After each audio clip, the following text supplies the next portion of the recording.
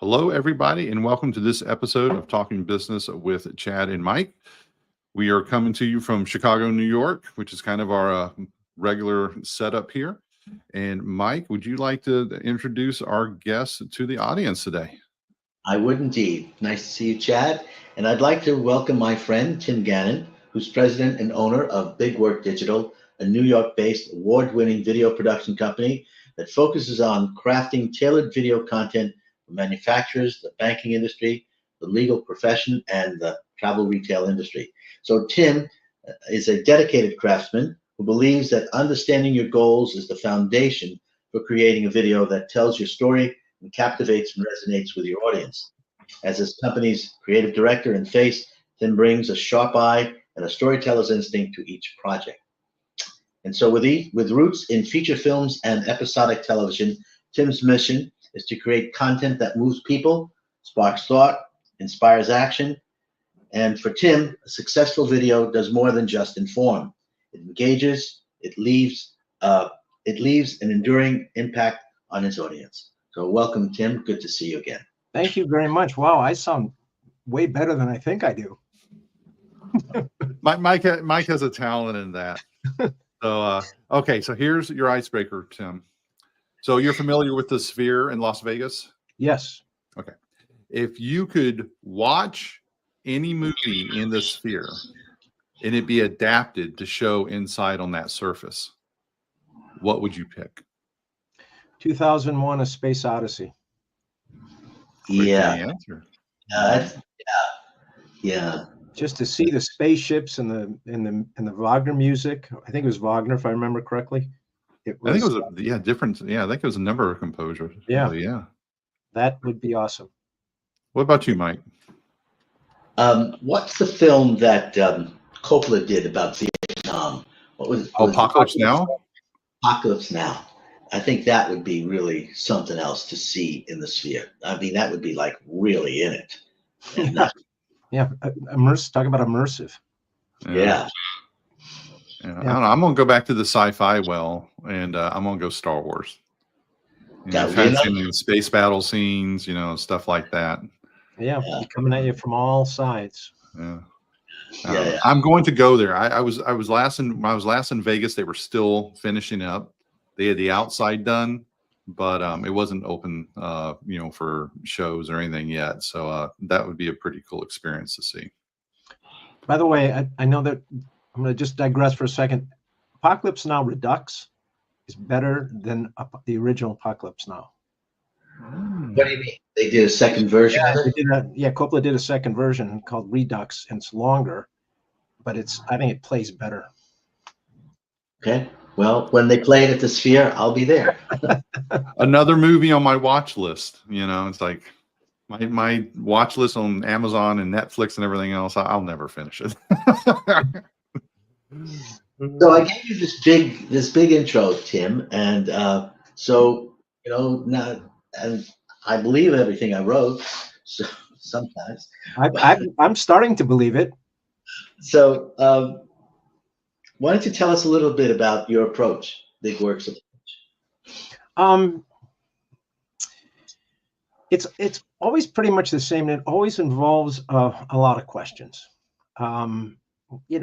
Questions that don't really pertain to the client. Sometimes I'm curious about the sales cycle, even though we're not doing anything for the sales team. There's a lot of questions I ask, and to get a sense of their tone and their goals and their most especially their audience. Audience and tone, I think, are the two most important things to me, and business goals. But I look at tone and audience, and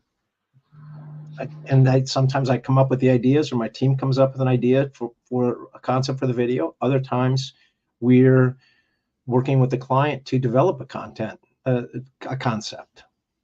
Well, what do you mean by tone? Well, so I do work for Hudson News and Do Free Duty Free. Do Free Duty Free owns, they're now called Avolta, but Do Free Duty Free owns Hudson News. And they want specific tones. Sometimes they want it to be whimsical.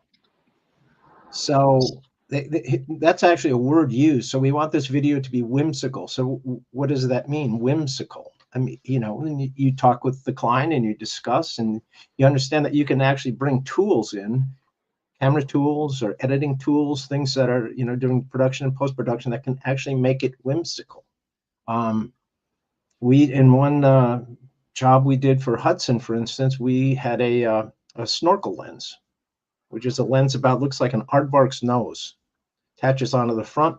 And what we were able to do is zoom in, dolly right in between some packages to reveal faces of people picking out snacks. And that's what I mean by whimsical. So that's whimsical. It's a whimsical shot that, so that's what I mean by whimsical, and how we come up with that. We did a big job on Ellis Island, and it was very serious, and the client was behind the scenes during the renovation. So everything that they do is literally behind plastic. So I said, well, to get that tone, we're going to put all of you guys, we're going to interview you guys all in behind the scenes, where there's going to be ladders and chipped brick and all of this stuff. And then the Ellis Island people will do in Ellis Island to show the difference between, their client and their services. So that's just a visual concept that we came up with, to create the tone. They're behind the scenes. Ellis Island is not behind the scenes. So we're creating this a serious tone, but it's where we shot it was what set it all up. So when you're working with a client, Tim, and they're trying to explain like maybe what they want to see, the tone or whatever else, how much of it is them bringing something to you, or maybe an example, or them kind of setting that description, that tone, and then you presenting like, this is how we interpret this is how we think it would be? Oh, it's all over the place, all of those things. I ask them if they have comparables. What do you like? What's a commercial that you like?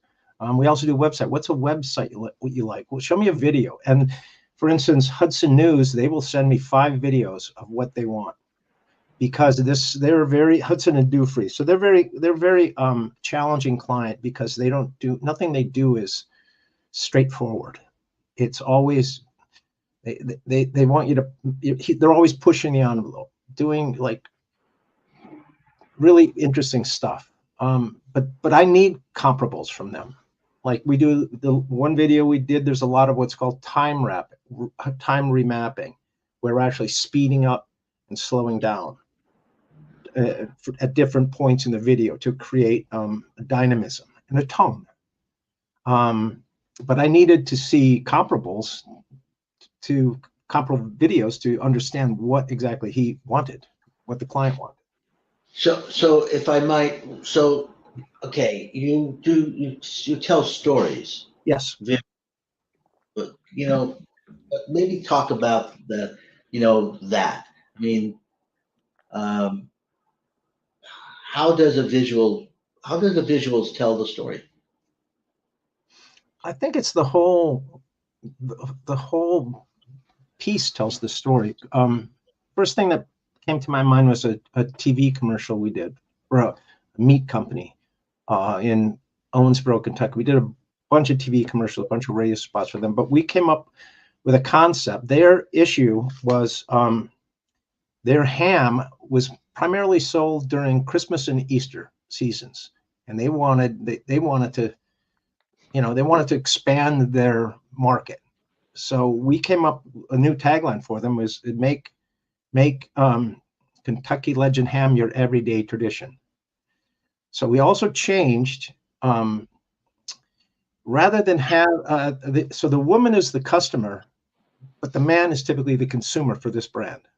So the woman will buy the ham, but the man will be the one that eats it. So we decided to flip that and have the father and son make the ham, make that a beautiful grilled ham and cheese sandwich. So it's the father and son doing that, just getting it started, making it, and then the wife comes in, excuse me, at the end and says, "Did you save any for me?" So there's a beginning and a middle and an end that tells a typically a little bit different story, but it please the client because we're trying to take the woman out of the kitchen, put the father and son in there, and there was a beginning, middle, and end. We did the same thing with one of their hot dog brands. Was we had the girl eating the hot dog, the girl interacting with the hot dog and it was animated hot dog and bologna packages to change it up from typically boys. You think of boys eating hot dogs, ball games and grabbing a dog. Well, we put women and girls in these 3 TV commercials that we did for them. But there was a story, a beginning and a middle and an end, even to a 30-second spot. The same thing happens in a corporate video. You tee it up by saying, what essentially they're doing here. Then you tell them what you're doing in the video. For instance, Ellis Island, we're putting all these devices in that are going to protect the Ellis Island from any water damage. And then you wrap it up by saying with the client, the client of the client saying how great they were. It was all on time, on budget, great working with them. That's the third act. So you got the setup, what they're doing, and then the wrap up. So that's the story. It follows. It's just like, I don't mean to sound lofty, but it's, classic narrative, beginning, middle, and end. Well, so with the work that you're doing now, how has AI influenced it in a positive way, or maybe, a way that a lay person would like, well, you can just do that quickly with AI now. Like, do they think it's a shortcut, or, are you able to, are there opportunities to use it that help you put out a better product, or what's the state of that, like with your work in the industry? Well, I think AI has a really terrific space in video production, but not necessarily with what I do. So if you're a company that wants to pump out social media videos, you can do a voiceover, you can send it into these services and they'll churn out, and you can send them any assets you have, video or film assets, and they'll put it together a pretty decent video for a few $100. But it's going to have a generic vibe to it. It's not going to have the same.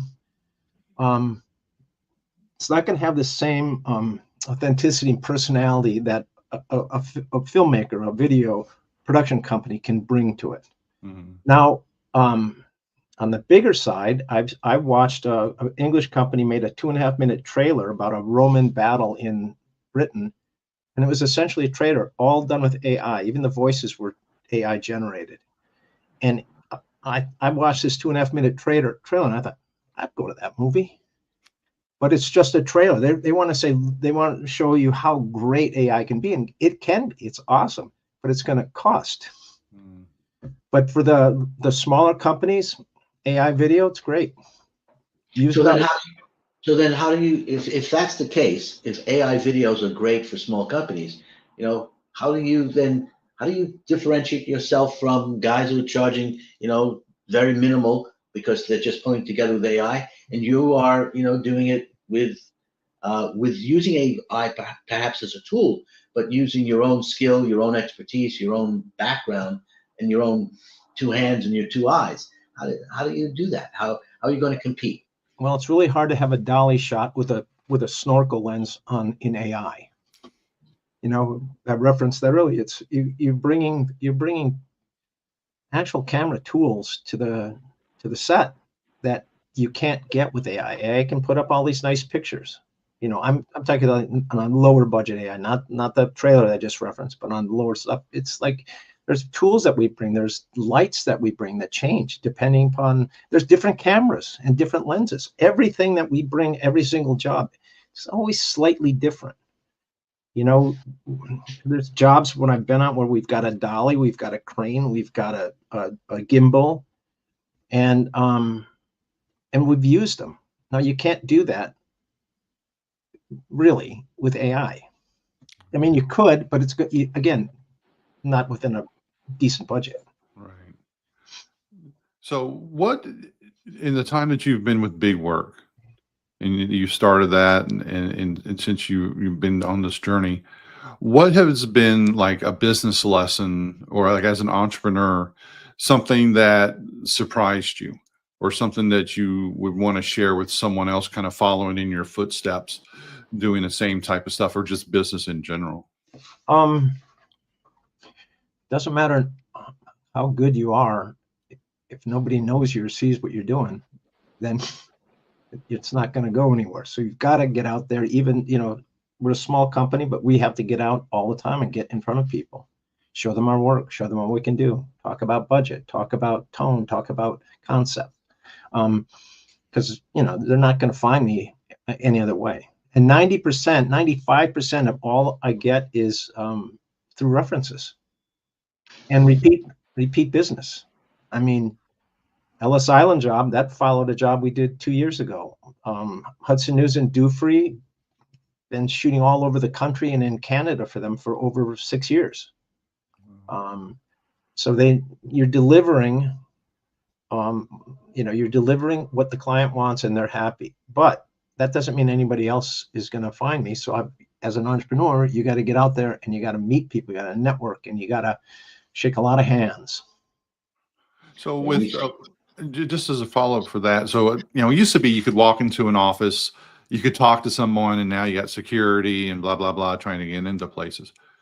Like what is a technique you use to meet people? Like, is it conferences? Is it networking? Is it? It's networking. Okay. It's networking. I belong to a couple of organizations. I belong to a creative marketing group that I've gotten a couple of really, really good jobs out of it. Fun jobs. Most of the jobs I get are fun, or I make them fun. I'm one of those guys that I've liked it since I was a little kid. Liked making movies since I was a little kid, especially in college when I realized you could learn to make them. Film school was great. I just like doing it. It doesn't. So I don't know. It doesn't matter who the client is or what the job is. I just dig it. But so what are there specific qualifications for somebody who gets into video?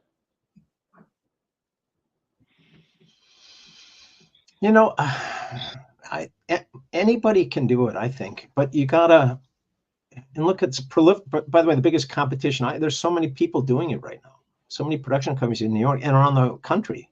Competition is fierce.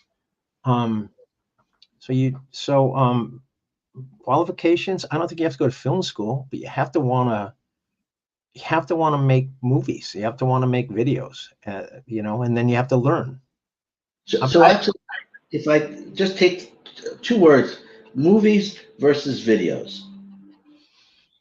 Well, videos, when I think of videos, I think of commercials and corporate videos. When I think of movies, I think of feature films and episodic television, even though it's the same gear, it's the same equipment, So where I was going with that question was, how do I put it? If you see, you could see a video as a video, or you could see video as a movie, right? So does that make a difference in telling the story? No, I think I always see them as kind of a movie, because there's a first, a second, and third act. Yes, but so that's my point. See, you see it as a movie. A lot of people, yeah, I guess, yeah. But because video is so simple these days, at a basic level, I'm not sure that there's so many people out there who see the video as a movie. And I think conceptually, given your background and your experience as a cameraman in episodic television, you see that video as a movie. And I think that may be a real differentiation fact for just people who are, just using video as video, not necessarily realizing it tells the story. Movies always tell a story. Movies always have a beginning, a middle, and an end. Yes, but as John Le Guidard said, not necessarily in that order. Well, let me ask you this, Tim. So kind of, building off of what Mike was just saying, I automatically think of Instagram or TikTok, where it's just like basically like that bite size. It's almost like the buffet. Yeah. Like I'm going to pick something, but what do you think the impact of that form of media, on like the science and the art of what you're doing?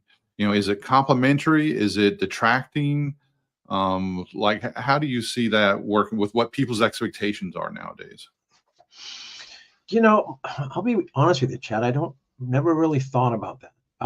I think that just like AI is a tool, and Instagram, they all have their place. TikTok, Instagram, remember Vine? I thought Vine was clever and funny. Didn't last, but I thought it was clever and funny. I think they all have a place. They're just different. I don't know if that's a satisfactory answer, but that's kind of how There's no grade. Do you put your videos on Instagram and TikTok, or how does that work? Do you do videos specifically for Instagram and TikTok? No, I have a couple of videos on. I'm not the most prolific social media marketer for my company. I should. I mean, I keep them up to date on my website. I keep it up to date, but I'm not. I should be doing that more, actually. And I think I'm going to. There's a new series that I'm doing called the Why series, and it's just why business leaders do what they do, as opposed to how much it costs and how much it, what they're going to do. It's why do you do it? Why do you do it? I mean, what's your origin story? And those I would put on Instagram and on YouTube. I do put stuff on Instagram for a client. Every 2 weeks, I repurpose these videos that I edit for YouTube and for Instagram. So, what do you see as the future? Not for you necessarily, not for BigWork. What do you see for the future for videos, AI, and storytelling? What do you see?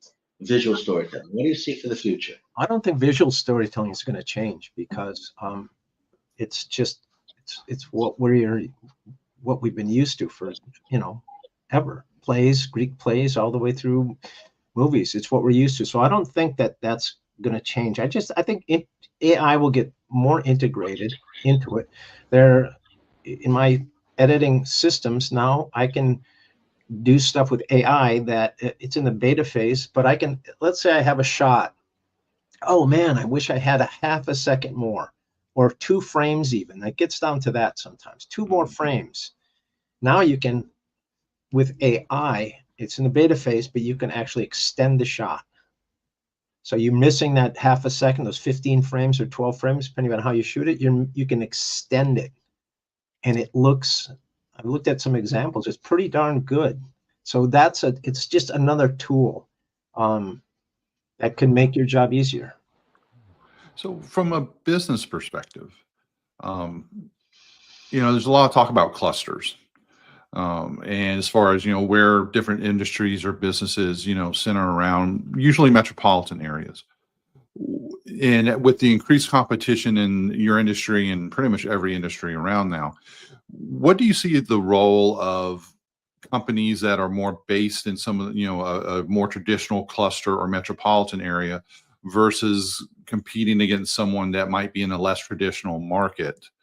Do you see that as being like more parity, or do you think there's still power and proximity to potential clients, or how have you experienced that? I think that there is power and proximity. I mean, New York is a bigger market than Owensboro, Kentucky. But I've seen the work from the small production company in Owensboro, Kentucky, and I thought they did great work. I think great work can be done anywhere. It's kind of like restaurants around the U.S. Once upon a time, it was San Francisco, New Orleans, L.A., New York for good food. Now you can get good food anywhere. It's kind of like that for video production. It's like there's some really talented companies and people all over, even in small markets, Rochester, Minnesota, Owensboro, Kentucky. They're, good work. So I don't know if that answers your question, but, good work is good work. And I don't think it matters where you're from. If you're paying attention and you're thinking about your client. I think it probably gets back to what you were saying earlier, like they've got to know about you though. Yeah. So I was going to ask you this question on behalf of Chad. So if Chad wanted to make a video, how about that, Chad? If Chad wanted to make a video for his company, what would you recommend as the approach? What would I recommend? What? I'm sorry. Okay, if Chad wanted to make a video for his company, what would you recommend would be his best approach? How would he go about doing it? Well, first you'd have to talk with me, Well, there you go. and then I would ask him. Then I would ask him a lot of questions. Maybe, that was obviously a setup, but honestly, what would you recommend besides talking to you? What should he do? What should he do if he wanted to do a video?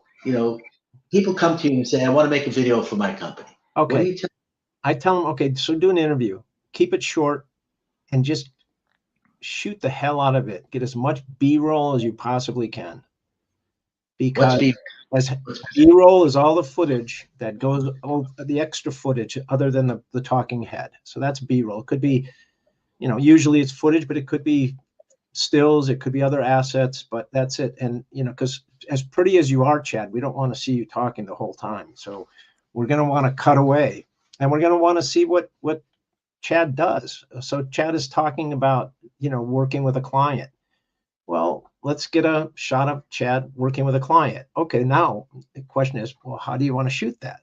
Do you want to just do it straight up 2-shot, or do you want to have close up of the hand reaching in to, to grip, or do they embrace? I mean, these are the things that I think about. How do you want? Okay, fine, we'll meet, but there's so many different ways to shoot that. And that's what separates the wheat from the boys. So post-COVID now, for your work in your industry, was that a pivot point for you, or has it been kind of a getting back to how business as usual was prior to that with your work? Well, COVID was interesting for me because we had pivoted about 5 years ago into websites. So we also do websites and branding, and that kept us pretty much fed through COVID. The first job that we did was a tail end of COVID. It was for a really big Japanese bank, 10th largest bank in the country. And we were able to shoot in their office, on one of their floors of their office in Manhattan. And they had 2 floors, gigantic bank. Nobody was there. No one was there. So we could shoot. I said, well, look, we're shooting in the hallway, because this is pretty. It's long, long, soft focus, long lens stuff, woody, really nice. And nobody was there. There were no audio issues. There was nobody PA yelling, rolling, lock it up. There's nobody. We had free reign for 3 days when we shot there. It was awesome. So again, I'm not sure if I'm answering your questions. I'm just, freewheeling it here. So. Oh, no. It's always, I always find it interesting to, some people, they found new opportunities or new ways of doing something, and, they adapted to it that way. Some businesses have just been like, oh, we got to get back to the way we were. And, there's, it's like return to office. Is there one set of the right answer? No. No, there really isn't. No, and we did a big job at JFK during the heart of COVID too, and it's weird to be in Terminal 4 and an entire row of shops is dark with gates up in front. It was, and people would just trickle in. It's great for us because nobody was in our way, but. But other than that, has COVID changed? No, I don't think so. I think it's back. I think it's back to normal. My cameraman, though, he still wears my director of photography. He still wears a mask when we go on locations.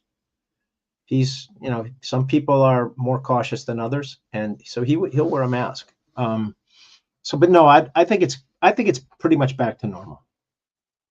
Okay, so I think we're coming up against about our 30-minute target. And is there anything, Tim, that you would like us to have asked you, or anything else that you would like to kind of let people out in the audience know about BigWork, about the work you do? Anything that you'd like to say? This is your opportunity. I just really love what I do. My wife already thinking about retiring. I can't even think about it. It's like, no. I'm going to do this for as long as I possibly can. I like being on set. I like budgeting. I like crewing up. I like editing. I like every aspect about it. I just really do. Well, that's good enough reason. That's why I do what I do. There you go. There you go. Well, okay. So maybe one more thing about those why you do what I do type things. What are they? I mean, there people talk about themselves, etc. How long are they? They're a minute long, and we're doing them remotely. And what I do is I take the footage, and then I edit up into a minute-long piece with, well, we did one for an attorney, and her firm saw it, and they said, you know, you're going to have to brand it all up with our colors and our font if we're going to use it. So, because she was going to use it for herself, but now her firm says, no, I think we might want this. So, but it has to be branded. You have to change the font in the beginning. You have to make it, you know, you have to brand it properly, which is what I did this morning, actually. Boom, no big deal. But it's what they do is they're very authentic videos, and they're very honest, and they're just saying why they do what they do, where it came from, and it really kind of they transcend the business transaction, because first of all, we only like to, you know, the people we work with are people that we like and trust, and these little minute-long videos, which are great for social media, great for their websites, they're authentic. They're authentic. Well, it's a good word to end the conversation on, being authentic, don't you think, Chad? Definitely. And we will include links in the post here and also on the YouTube posting as well. This video will be available in both places. And thank you very much. It's been really, you know, interesting and educational. From my perspective, I have very, very basic video skills compared to a professional like yourself, no doubt. But thank you for making the time and talking with us this morning. My pleasure. It was really a lot of fun.